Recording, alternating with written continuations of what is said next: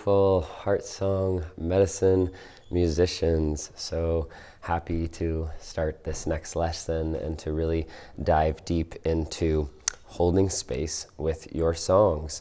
So what is holding space? So holding space is a pretty broad, vague term, but it's really used to signify that you're creating a sacred space and you're holding people through a healing process or an inspirational process or some kind of spiritual transformational process. And by holding space, you're holding the energy, holding people in that safe container.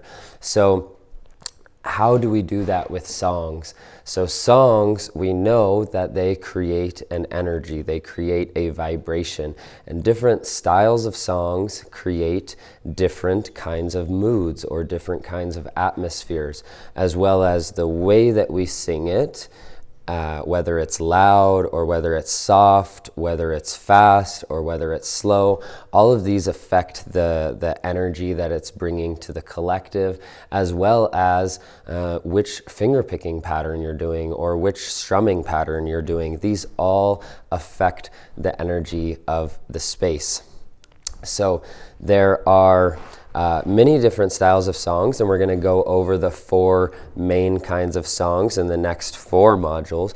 But for now, you can know that more rainbow style heart songs, like English songs about opening the heart, creating light, things like this, they tend to bring a more joyful, more enlivening, inspiring type of energy, whereas the medicine songs, tend to go a little deeper into the healing process. They can release darkness or heal traumas and then bring us into the light. And then there is the songs from the jungle that are creating really deep process. So they really get the energy moving. They're very high power, strong. They're in indigenous languages that our mind doesn't understand. So it's more of a vibrational energy that can bring forth deep healing. And the 4th one, the mantras and Kirtan, and they're in no particular order, but Kirtan style songs can bring a sense of connection to the divine. They're all about getting out of the mind and into the heart, so they give the mind something to focus on. They're calling in different deities that represent different aspects and archetypes of ourself. So choosing the song that you're going to sing is not like a lot of people come into a ceremony like, oh, I have this new song that I want to sing and I'm going to sing it so everybody can hear my new song. But really being a space holder with your songs is tuning into the energy of the moment and what is the energy of the moment calling for, and then choosing a song based on that, and then choosing the tempo, the pattern, and everything like this accordingly. So for example, if you're in a cacao ceremony and you just drank the cacao and the cacao ceremony is a celebration and it's for joy and everything, then it's probably a good idea to drop a rainbow song that is like English and that is easy to sing along so that it can really build that collective field. But if you're doing a cacao ceremony that's focused on something like womb healing, for example, maybe it's a sister's circle and you're holding space for women that are going through a healing process, then maybe after drinking the cacao, you'd want to sing a soft, more gentle song that tunes people into that femininity. If you're in, for example, an ayahuasca ceremony and you look around the room and 5 out of the 12 people are purging and everyone, the energy's kind of intense, then it's probably a good idea to sing a really strong medicine song or a house song from the jungle that's really gonna help people to get that out and to increase the intensity so that once that the energy settles, it will help to move through and transition that energy more. You know, if you're around a sacred fire and you're in a ceremony where you're really like praying, then maybe a drum song that's really getting into some more connective energy, some yanawanas or some heya heya hos or something that's like kind of getting that drum beat and bringing things out. So really tuning into the energy. So for example, you know, and I went over it a little bit in choosing your capo, but you know, even which capo you're on is going to affect the energy of the space. So my favorite capos are capo 2, which I use for more deeper songs, more mystical songs, more like journeying, like, you know, bringing, transforming darkness into light. Capo 3 I use for bringing in more joy, bringing in more upliftment, like a hummingbird kind of an energy, one that's really like lifting and building the energy. Capo 4 I use as more of like a joyful, or like it kind of has this twang to it, like a rocking the boat, invigorating people. And then capo 5 is kind of like this really happy, jolly, celebratory moving of the energy. So those are the main capos that I use. Some people use capo 1 as well. That also has a bit more of a mystical sound. And then no capo is just kind of, you know, basic. You can play a lot of songs with no capo depending on your vocal range. So I'll just do a little example of the different kinds of strumming patterns and the way that they're going to affect the energy. So we have the basic one of the first ones that we learned. So if I'm playing soft like this,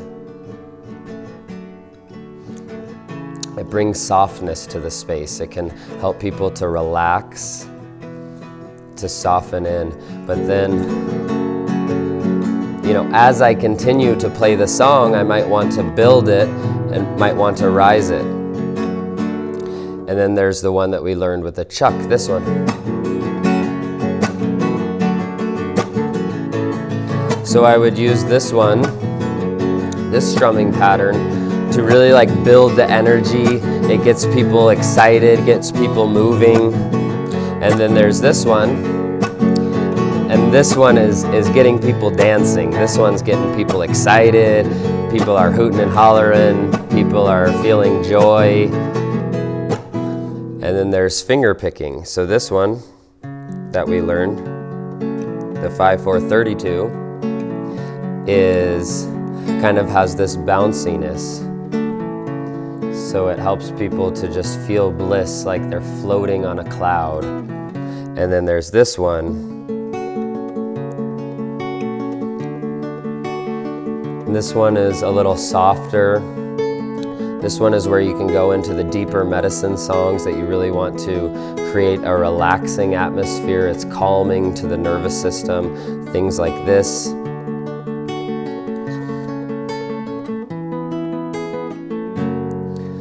So that's just an idea that each strumming pattern and each finger picking pattern kind of has its own energy, and it's not black or white. It's not like, oh, I'm going to use this strumming pattern, it's going to create this. It's just tuning in, and it's nice. I like to kind of each song that I sing, I have like a strumming pattern that goes with it, and I know, for example, Wake Up the Heart. That's a song that's going to bring joy. I bring it and I sing that song when I am wanting to create joy and excitement. The We Are Opening Up song, which we're going to learn later in this module, is something that I use for opening up a sacred space.